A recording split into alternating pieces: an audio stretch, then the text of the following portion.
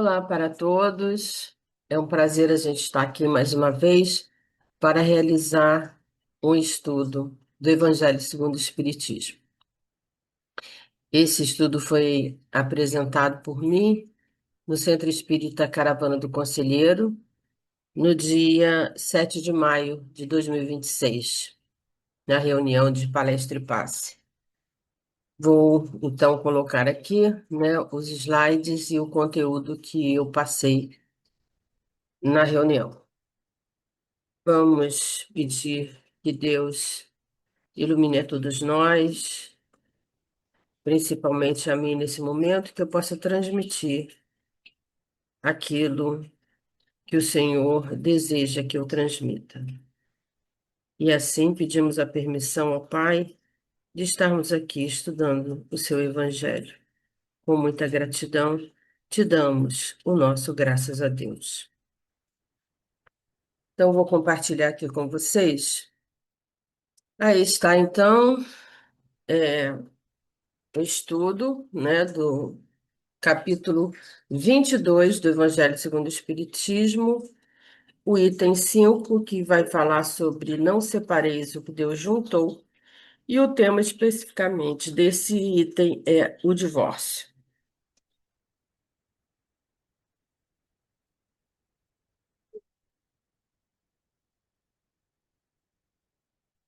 Bom, o que que Jesus quis dizer quando ele diz não separeis o que Deus juntou? Quando Jesus fala o que Deus juntou, na verdade, ele está falando sobre os espíritos afins, sobre os espíritos que têm afinidades. E esses espíritos que têm afinidades, eles nunca se separam realmente, nem com o desencarne. Até mesmo o desencarne não consegue separar esses espíritos afins.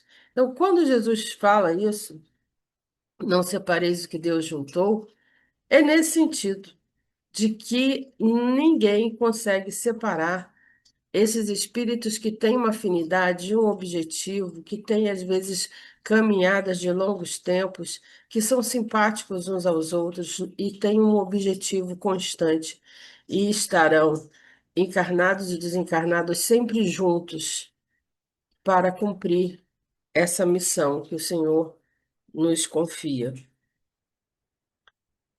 É, Voltando um pouquinho, né, os itens anteriores desse capítulo,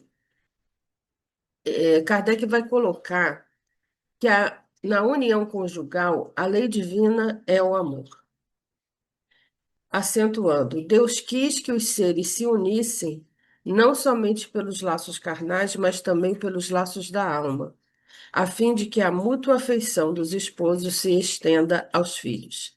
Então, Kardec coloca aqui que o essencial numa união conjugal, uma união de duas pessoas, para formar um lar, uma família, o que é importante é a lei divina, e a lei divina é o amor.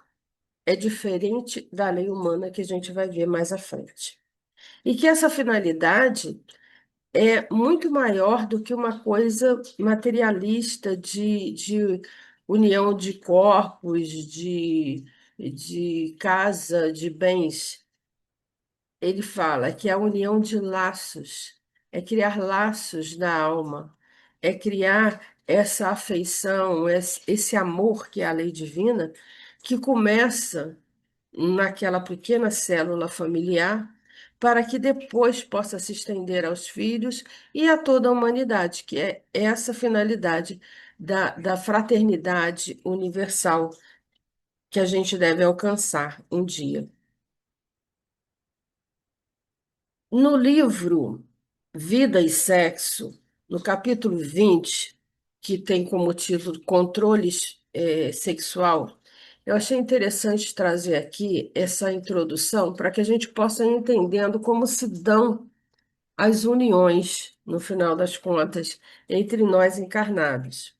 Então, lá, nesse livro, Emmanuel, ele fala que existe no mundo sexual dos espíritos dois grandes grupos. Um grupo que ele chama de almas primárias e almas conscientes, esses dois grupos, os primários e os conscientes. As almas primárias, ele disse, é aquele grupo, né, de almas. Almas, então, seria o espírito encarnado. Que o quê? Que não estão amadurecidas emocionalmente ainda, que tem muita fragilidade nessa questão emocional. As almas conscientes são aquelas que já adquiriram o conhecimento das obrigações frente à vida. A gente já vê aqui uma questão de evolução das almas, né, dos espíritos encarnados. Então ele traz aqui as características de cada uma dessas almas. As almas primárias, ele diz, então o que que vai acontecer com essas almas primárias que não são amadurecidas emocionalmente ainda? Elas vão procurar relacionamentos efêmeros. Elas estão mais ligadas à poligamia, não conseguir ficar vinculada só ao relacionamento com uma pessoa. Geralmente, as uniões se dão através de atração física ou atração material, e é aquelas que não têm valores espirituais, estão mais ligadas à questão materialista, à questão física, né, da aparência ou de acordos, do que a questão espiritual. As almas conscientes, as características já são o quê? E já procuram o quê? Relacionamentos duradouros, já não querem aqueles relacionamentos que passam, querem uniões mais duradouras. Estão vinculados à monogamia, não conseguem articular e pensar de ter mais de um parceiro.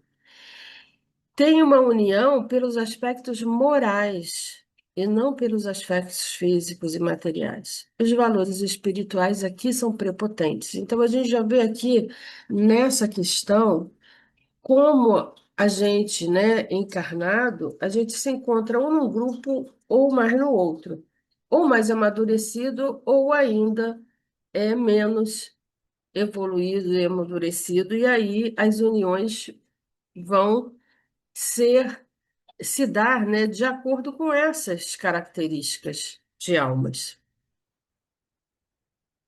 No Livro dos Espíritos, a pergunta 697, Kardec fala o seguinte: a ideia de que o casamento, pergunta, né, aos espíritos, a ideia de que o casamento não pode ser absolutamente dissolvido está na lei natural ou apenas na lei humana? E os espíritos respondem: é uma lei humana, muito contrária à lei natural. Mas os homens podem mudar suas leis. As da natureza são as únicas imutáveis. Então, aqui os espíritos já distinguem que o casamento como tal, ele é uma lei humana, porque a união conjugal é uma lei dentro da lei divina, uma lei natural é a lei do amor. O que vale é o amor, não é o acordo de papéis. O acordo de papéis é uma lei humana e que, justamente, os espíritos dizem que isso pode mudar, mudar conforme os países, mudar conforme as civilizações, mudar de tempos em tempos. O amor não.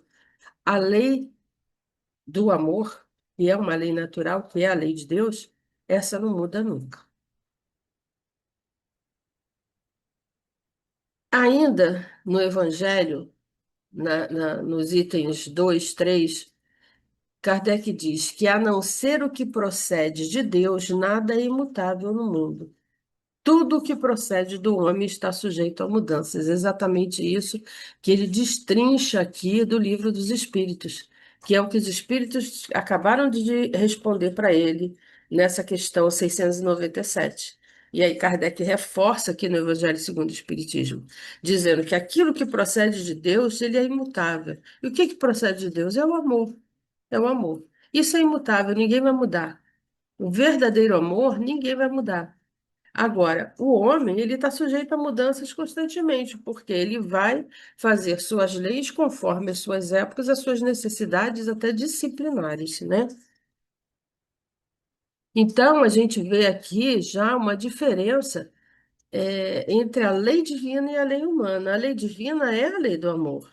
A lei humana é a lei de acordos, é a lei de papéis, de alianças mesmo, que a gente fala que é fazer um acordo, né, entre alguma coisa. Então, isso é preciso distinguir. Então, daí a gente entra propriamente dito no item que é o nosso tema de hoje, né, que é o divórcio. Toda essa introdução para a gente entender agora a questão do divórcio. E então, no item 5, Kardec começa dizendo o seguinte: o divórcio é lei humana, que tem por objetivo separar legalmente o que de fato está separado. Então, isso aqui já é, né, para a gente uma chave para entender. Então, primeiro, o divórcio não foi criado por Deus, não. Não, é uma lei humana, é um acordo humano. E o que que rege o divórcio? É separar, né? Você vai acabar com aquele contrato de casamento, uma coisa legal, né, civil, mas o que ele diz? O que de fato já estava separado. Na verdade, você coloca no papel aquilo que já estava feito. Como o casamento também deveria ser, né? Quando você chega a criar, né, a querer morar junto com uma outra pessoa, numa união conjugal, seja ela qual for, isso não nasce de um dia para o outro, né? E nem deveria, né? Geralmente você vê o quê? Uma fase de namoro, né? Todo um período até a pessoa, né, as pessoas, né, decidirem que querem morar junto, que querem formar um laço conjugal. O divórcio é a mesma coisa.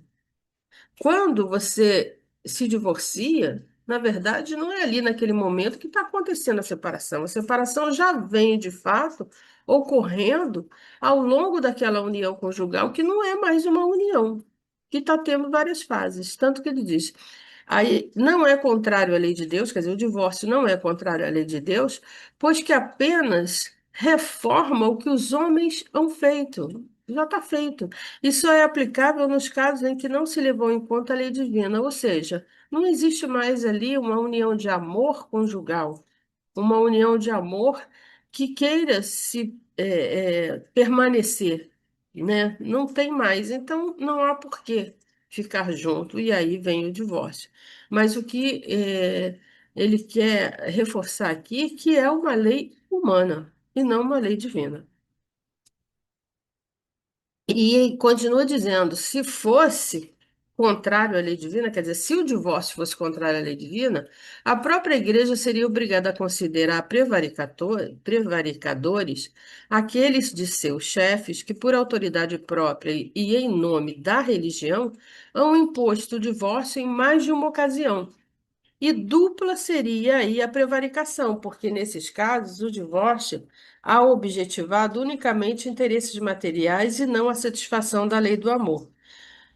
O que Kardec coloca aqui, né, a gente sem entrar em situações específicas, mas desde a época, né, que o que ele quer ressaltar é que existem situações de separações assumidas pela própria igreja, com anulações de casamentos, e muito mais vinculadas ao quê? A situações materiais, né, que acaba objetivando nesse divórcio. Então ele diz, se fosse uma lei de Deus, a própria igreja seria prevaricadora disso.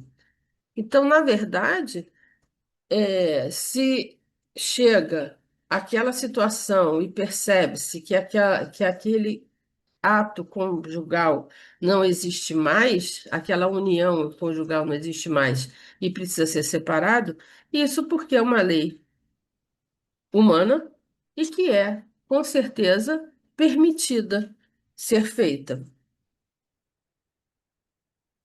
Eu trago aqui, é, em termos de estatísticas, no Brasil, uma pesquisa de maio de 2025, esse mês está fazendo um ano, né, dessa pesquisa do IBGE, onde eles mostram que os casamentos eles têm caído e os divórcios aumentado.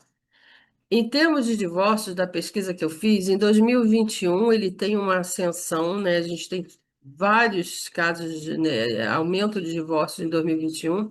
Depois ele tem uma queda e depois ele volta a subir. E das coisas que eu li também, o que que é interessante? Mesmo quando houve essa queda de divórcio, se houve quedas, na verdade, nas separações, mas houve também uma diminuição no tempo de união conjugal. As uniões conjugais têm durado menos tempo do que tempos antigos, que se durava 10, 15 ou às vezes até a vida inteira, e as uniões têm cada vez mais ficado curtas. E nessa pesquisa que tem um ano, né, fala novamente do crescimento do divórcio, mas ao mesmo tempo da queda dos casamentos. Isso só para a gente entender como isso é aquilo que Kardec está colocando aqui, é variável, isso é lei humana. Você vê que há uma variação muito grande em termos de números de casamentos, de uniões, inclusive de uniões hoje, né, homossexuais, ou é, outros tipos de uniões conjugais que não é só o heterossexual. Então, essas coisas são cíclicas. Por quê? Porque são leis humanas. O que prevalece, o que permanece na união conjugal, o que Deus uniu, o homem não separa, é o amor. Isso é o que a gente tem que entender. No livro ainda Vida e Sexo, Emmanuel explica o seguinte, que se partindo do princípio que não existe uniões conjugais ao acaso, o divórcio, a rigor, não deve ser facilitado entre as criaturas. Na maioria das vezes, as desuniões acontecem principalmente por falta de diálogo. Então, o que Emmanuel quer dizer? A gente tem que entender que a gente não está aqui por acaso. Nada na vida da gente acontece por acaso. Então, se aconteceu daquelas almas encarnadas, né, se unirem numa união conjugal, não foi por acaso. Isso foi permitido. E isso tem aí, muitas vezes, uma história que vem de outras encarnações. Então, em princípio, o que Emmanuel quer colocar é o seguinte: a gente não tem aqui que ficar facilitando a separação de ninguém. É óbvio que não. E muitas vezes, ele diz, a separação ocorre por falta de diálogo. Então, o diálogo, o chamar ao diálogo, o tentar dialogar, o tentar se colocar no lugar do outro, o tentar entender o que está acontecendo naquela união conjugal é primordial entre os parceiros. E o que ocorre é isso. Na maioria das vezes, há um afastamento tal e uma falta de diálogo tão grande que não se consegue mais, né, conversar e entender-se, e aí a separação, o divórcio vem, legalizar aquilo que já está feito há um bom tempo. E complementando isso que Emmanuel diz, que os casamentos não são feitos ao acaso, eu trago aqui no capítulo 18, Espiritismo e Lar, do livro Estudando a Mediunidade, Martins Peralva, ele traz para nós 5 tipos de casamento, que é interessante isso. Dependendo do quê? Dos tipos de evolução espiritual que a gente tem. Então, ele diz que tem alguns casamentos que são acidentais, o nome já está dizendo, né? O encontro de almas inferiorizadas por efeito de atração momentânea, sem qualquer ascendente espiritual. De repente, pode acontecer um acidente e, por alguma atração, ou física, ou material, né? Resolveu se fazer ali uma união, mas é uma coisa acidental, sem um ascendente espiritual, sem uma base, sem a lei divina que é o amor. Existe outro tipo de casamento que são os provacionais. Nesse, eles diz que é o reencontro de almas para reajustes desnecessários, desculpas, para reajustes necessários à evolução de ambos. Então, é uma prova. É uma prova onde aquelas duas almas precisam estar juntas para superar, para reajustar necessidades que elas mesmas têm, e uma vai ajudar a outra a prestar, vamos dizer, essa prova. O terceiro tipo, ele diz que são os sacrificiais. Também o nome está dizendo, né? O reencontro, geralmente aqui é uma alma mais iluminada, mais evoluída, com uma alma mais inferiorizada, com o objetivo que é de redimi-la, de cuidar dela, de ajudar com que, né? Então, um, uma alma ajuda a outra na sua evolução, vendo ali a situação de como um sacrifício mesmo, né? Que ela está ali exercendo para ajuda, mas é ajuda a si própria, porque quando ela está ajudando o outro a crescer, ela também está crescendo, né? O outro tipo, ele fala que é das almas afins, que é o reencontro de corações amigos para a consolidação de afetos, né? Esses aqui já são os, os, os casamentos mais harmoniosos, a gente poderia dizer assim, né? Porque diz, olha, é o reencontro desses corações, dessas almas amigas, né? Que estão ali para consolidar os seus afetos. Então, esses casais aí que vivem muito bem, que passam assim essa dimensão da lei do amor conjugal, nobremente falando, né? E o quinto que ele chama de transcendentais, que seriam almas engrandecidas no bem e que buscam e que se buscam para realizações imortais. Aqui acho que um grande exemplo que a gente tem é o próprio Kardec com a Amélie, né? Que são essas almas assim que têm esse engrandecimento e que juntas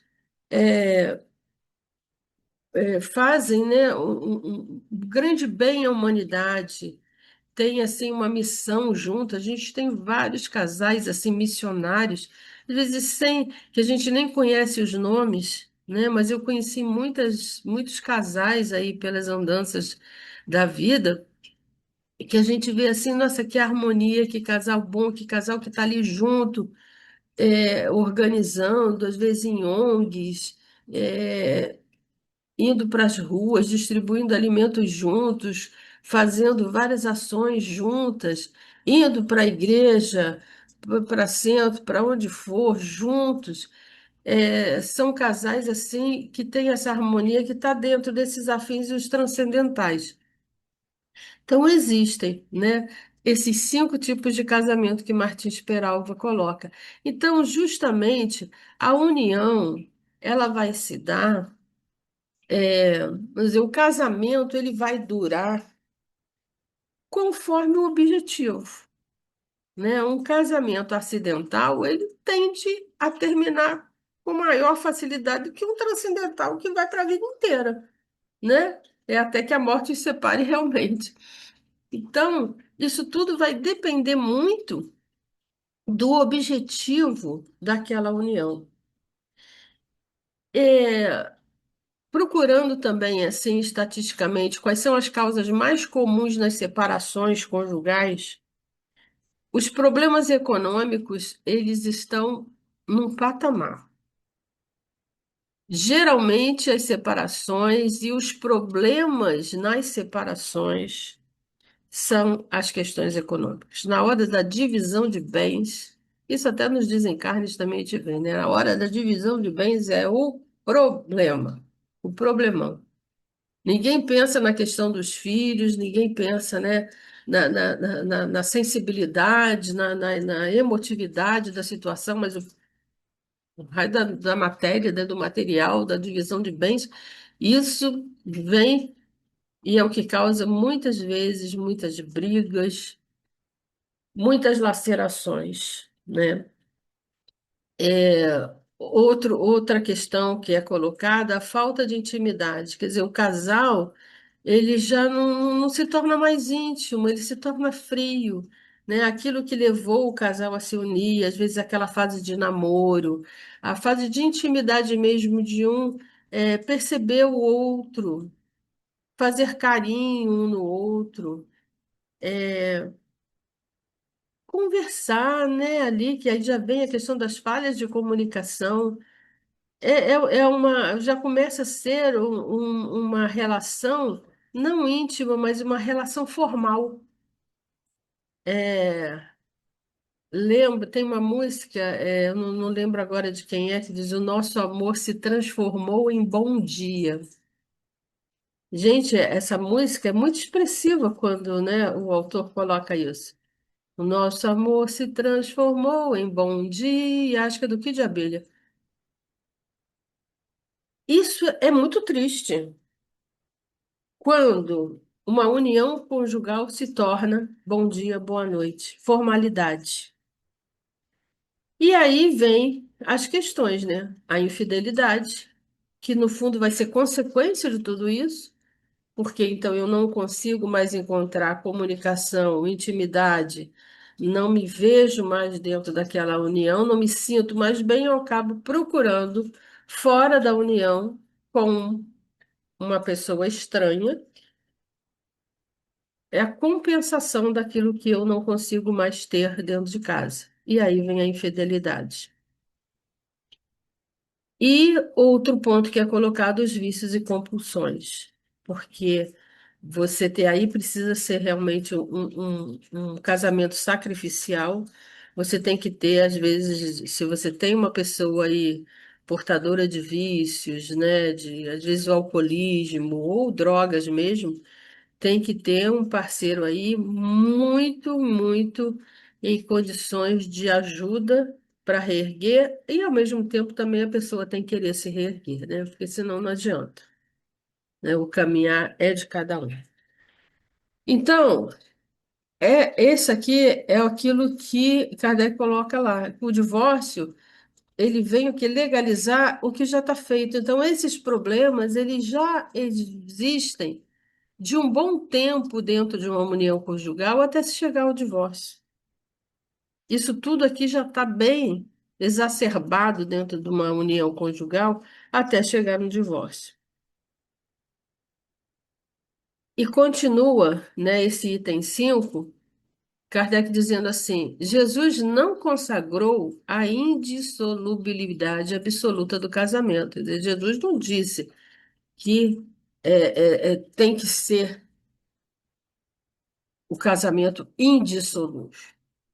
Ele disse: Foi por causa da dureza dos vossos corações que Moisés permitiu despedisses vossas mulheres. Porque esse capítulo começa com aquela história que vem perguntar para Jesus, né, que a mulher traiu, com quem ele vai ficar, se o que ele pode, o que não pode, se a mulher é adúltera, se ele pode casar com outra. Então a gente vê aqui, ele coloca, isso significa que já no tempo de Moisés, não sendo a afeição mútua a única determinante do casamento, a separação podia tornar-se necessária. Quer dizer, Jesus está fazendo um comentário dentro daquela época, daquela civilização. E ele diz que, na verdade, o que faz com que o casamento, a união conjugal, ela se dissolva é o que é a dureza dos vossos corações, ou seja, é o desamor. Porque a lei natural, que é o amor, acabou ou nunca existiu. Então, isso que Jesus quer dizer, que no fundo, que Moisés, quando Moisés disse que era para os homens despedir as mulheres, né, adúlteras, ele falou isso porque havia uma dureza de coração na humanidade e que fazia com que a afeição, não sendo mútua, quer dizer, já não tem mais amor entre os pares, a separação podia se tornar necessária. Então vejam como o que Jesus coloca aqui, que já no tempo de Moisés a gente interpretar a situação verdadeiramente do jeito que deve ser interpretada, não é questão é lógico que Moisés tinha as leis porque tinha que ter leis. Porque se não tivesse leis, ficava o Deus dará. E Jesus justamente ele vai aos poucos vendo como melhorar essa lei humana também, de maneira a não deixar com que a pessoa chegue até a ser lapidada, né? Que a gente vai ver mais adiante. Como ele diz assim, ele acrescenta: no princípio não foi assim. Isto é, na origem da humanidade, quando os homens ainda não estavam pervertidos pelo egoísmo e pelo orgulho, e viviam segundo a lei de Deus, as uniões derivando da simpatia, não da vaidade e da ambição. Nenhum ensejo davam repúdio. Quer dizer, tudo começa quando fala no princípio, é no sentido de que a, a a união conjugal, a lei natural, a lei do amor, a lei divina, ela começa e deveria terminar longe do egoísmo e do orgulho, longe da vaidade e da ambição. Então, ele diz, tudo começa, quer dizer, quando Deus cria o amor, Deus cria a humanidade para o amor, mas a gente vai se pervertendo, o egoísmo e o orgulho, que são as duas chagas da humanidade, né, a ser combatida, e vai gerando todos esses problemas conjugais e outros tantos, né? E continua, não, desculpa, entrando agora no livro, eu trago agora André Luiz, no livro Ação e Reação, que ele enfatiza que o divórcio não soluciona o problema da redenção. Olha só. Porque ninguém se reúne no casamento humano ou nos empreendimentos de elevação espiritual no mundo sem o vínculo do passado. Olha aqui, ele ressaltando aqui, reforçando o que Martins Peralva está falando lá, naquilo que eu coloquei sobre os tipos de casamento. Então, ele já diz aqui, ó. Ninguém se reúne sem o empreendimento da elevação espiritual, sem o vínculo do passado. Somos almas ou afins, ou acidentais, né, ou sacrificiais, estamos dentro desses casamentos. Quase sempre significa débito do espírito ou compromisso vivo e adiado no tempo. Ou seja, eu estou naquela união porque eu tenho ali de cumprir algum débito com aquela pessoa. Eu tenho um compromisso que muitas vezes foi adiado, ou seja, desculpa, se eu não resolvi uma situação nessa encarnação e uma situação que precisa ser resolvida, provavelmente eu vou ter que precisar uma próxima encarnação resolver isso. Então é isso que André Luiz quer dizer, que a gente não se iluda também achando que eu me divorciei e eu resolvi o problema, que muitas vezes não. Por isso que antes do divórcio, antes da separação, a gente precisa tentar resolver, precisa tentar se ajustar, até mesmo chegar a um divórcio, mas um divórcio consensual, um divórcio onde as duas partes entenderam que não é aquele mais o caminho, mas que estão bem. E aí não vai haver mais infidelidade, como a outra música de Marisa Monte diz, né? Onde ninguém mais vai trair ninguém. Por que que eu vou ficar num mundo de traição? É melhor a gente se separar e aí ninguém mais vai trair ninguém. Nem trair um ao outro, nem trair os filhos. Não é verdade? Do que continuar numa união de fachada, né? Então, André Luiz continua dizendo o seguinte: o homem ou a mulher, desse modo, podem provocar o divórcio e obtê-lo. Pode. Como sendo o menor dos piores males que lhes possa acontecer. Ainda assim, não se liberam da dívida em que se acham incursos, cabendo-lhes voltar ao pagamento respectivo tão logo seja oportuno. Entende isso que ele está dizendo? Pode ser que aquele divórcio resolva, sim, mas pode ser que seja simplesmente, né? Antes que se matem os dois, ou matem os filhos, é melhor a gente se separar. Mas se há alguma coisa entre nós que precisa ser resolvida, em outro momento, nessa encarnação ou numa próxima, vai ter que ser revisto isso. E ainda no item 5, e Jesus vai mais longe. Especifica o caso em que se pode dar-se o repúdio o de adultério. Ora, não existe adultério onde reina sincera afeição recíproca. Isso é verdade, né? Se tenho verdadeiro amor, eu não vou trair. Se eu amo verdadeiramente, eu não vou fazer nada que vá trazer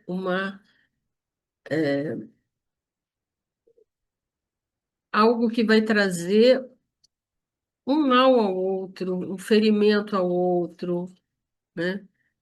É verdade que ele proíbe, né, Jesus, ele proíbe ao homem desposar a mulher repudiada, mas cumpre se tenham em vista os costumes e o caráter dos homens daquela época. Então, aqui o que Kardec está querendo colocar para a gente é o seguinte, porque se a gente vê, a grosso modo, essa passagem que o pessoal vem mesmo com aquelas pegadinhas para Jesus, né, os fariseus e o tempo da época, que quer pegar Jesus, né, nessas situações, então eles vêm dizendo, né, que a mulher pecou, a mulher está em adultério, e a lei de Moisés, qual era a lei de Moisés? Ainda, a lei daquela época era apedrejar, era lapidação. Então, Jesus, na verdade, quando ele diz e que o homem, então, ele pode repudiar essa mulher, porque é melhor repudiar simplesmente do que lapidar. Então, a gente tem que ir, e Jesus é catedrático nisso, né? Um grande pedagogo nisso. Ele vai aos poucos, conforme o que aquelas almas daquele tempo, aqueles espíritos encarnados, poderiam compreender e fazer, porque senão iam fazer pior. A lei mosaica, nesse caso, prescrevia a lapidação. Vejam bem, era a lapidação. Então, querendo abolir esse uso bárbaro, que aí Jesus, tanto que Jesus, quando eles trazem a mulher para apedrejar, ele diz: quem de vocês não tiver pecado, que atire a primeira pedra. E aí, quer dizer, ele já vai além agora, né? Mas aqui nessa passagem, o que que ele quer o quê? Querendo ele abolir essa questão da lapidação, para não chegar a isso, ele precisou de uma penalidade que substituísse e encontrou no opróbrio que adviria da proibição de um segundo casamento. Então, é possível ter um segundo casamento melhor do que lapidar. Era, de certo modo, uma lei civil.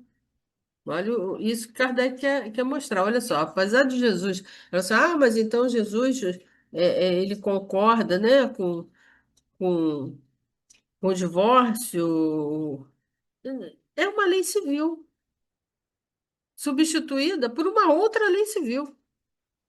O que Jesus faz aqui é substituir uma lei pela outra que é civil, não é lei de Deus. Mas que, como todas as leis dessa natureza, tinha de passar pela prova do tempo.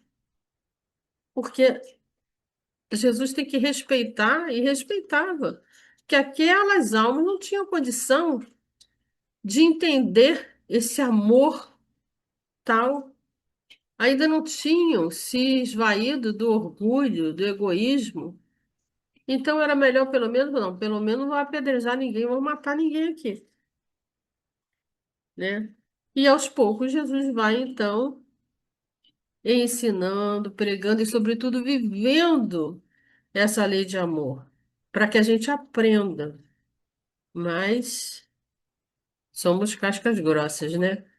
Então é preciso distinguir, gente, é preciso a gente distinguir o amor-sensação, que ele se modifica. O amor-sensação é aquele que se modifica, é aquela paixão. São sensações que eu sou, isso não é amor. E muitas vezes a gente confunde aquelas sensações como um amor verdadeiro, mas não. Com o amor-sentimento. O amor-sentimento é o amor que não muda, é o amor que amadurece. E eu trago aqui, já a gente fechando, né, essa questão, dois exemplos de poemas, né? Porque eu acredito que é poemas mesmo, né? Poesias. Um de Luís de Camões, que eu nem sabia que era dele, né? A gente conhece muito pela música cantada por Renato Russo, onde ele fala que amor é fogo que arde sem se ver. É ferida que dói e não se sente. É um contentamento descontente. É dor que desatina sem doer. Isso é amor, sensação. São sensações. É um não querer mais que bem querer. É um andar solitário entre a gente. É nunca contentar-se de contente. É um cuidar que ganha em se perder. Mas é um amor sensação. Ele arde, ele fere, ele dói. É sensação. E a gente tem aqui o amor sentimento, o amor amadurecido. Porque esse amor aqui de Camões, ele muda. Ele é fogo hoje, mas ele pode ser gelo amanhã. Ele dói hoje, mas amanhã ele pode dar grandes satisfações e prazeres. Ele muda. O amor sensação muda. O amor sentimento não muda. E aí a gente tem nessa carta aos Coríntios, que é a maravilha das maravilhas que Paulo escreveu, quando ele diz que o amor é paciente. Esse amor não muda. Esse amor é divino. O amor é bondoso, não inveja, não se vangloria, não se orgulha, não maltrata, não procura seus interesses, não se ira facilmente, não guarda rancor, não se alegra com a injustiça, não se alegra, mas se alegra com a verdade. O amor tudo sofre, tudo crê, tudo espera, tudo. Esse amor não muda. Esse é o amor divino. Esse é o amor sentimento que deve imperar nas uniões. Se não for esse amor, se for o amor sensação, quando a sensação se vai, o casamento também vai. Então, assim sendo, eu termino aqui com Emmanuel, em Palavras de Vida Eterna, nessa passagem maravilhosa que ele fala e ele lembra da ressurreição de Lázaro, quando Jesus fala: desata-lhe os nós e deixa ele ir, porque não basta a gente sair da tumba, a gente tem que ir. E ao mesmo tempo, a gente precisa deixar que o outro vá. Então, essa passagem de Emmanuel, que está no capítulo 75, que tem como título Libertemos, é assim maravilhosa. Para quem sofreu qualquer dor, principalmente casado em desuniões, pode não ser nem só conjugais, mas qualquer tipo de conflito, de desunião, é muito interessante o que Emmanuel diz. Não vou trazer o capítulo todo, mas peguei alguns trechos para a gente fechar aqui. É importante pensar que Jesus não apenas arrancou Lázaro à sombra do túmulo, dizendo, né, desatai-o e deixai-o ir, de Jesus. Também nós temos no mundo da própria alma os que tombam na fossa da negação, os que nos dilaceram os ideais, os que nos arrastam à desilusão, os que zombam de nossas esperanças, e os que nos lançam em abandono assemelham-se a mortos na cripta de nossas agoniadas recordações. Isso é forte, gente. Quantas vezes a gente fica ali agoniado, lembrando daquelas coisas que a gente sofreu, dessas desilusões, de tudo que mataram de esperança em nós. E aí Emmanuel continua então dizendo, né?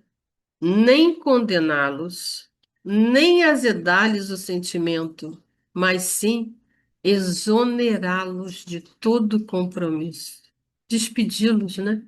ajustando-os a si próprios. Aqueles que libertamos de qualquer obrigação para conosco, entregando-os à bondade de Deus, mais cedo regressam à luz da compreensão. Se alguém assim caiu na morte do mal adiante de ti, ajuda-o a refazer-se para o bem. Entretanto, além disso, é preciso desatá-lo de qualquer constrangimento e deixá-lo ir. Sim, não adianta a gente ficar com a recordação e pensando em tudo aquilo que um ex-companheiro, uma pessoa familiar, seja o que for, nos causou. Não. É preciso que a gente libere. Deixe essa pessoa fazer o caminho dela. Deixe essa pessoa ir. Porque quando a gente entrega essa pessoa a Deus, que faça o seu caminho, e, sobretudo, não desejar o mal a quem nos fez o mal, deixar ele ir. Deixa ele fazer o caminho dele, e o caminho dele só ele mesmo pode fazer, e não nós, né? E assim, chegamos aqui ao fim dessa, chegamos ao fim, então, desse estudo e reflexão. Que Deus possa nos ajudar a deixar ir tudo aquilo, todas as pessoas, todos os fatos, todas as situações da nossa vida que podem estar nos amarrando.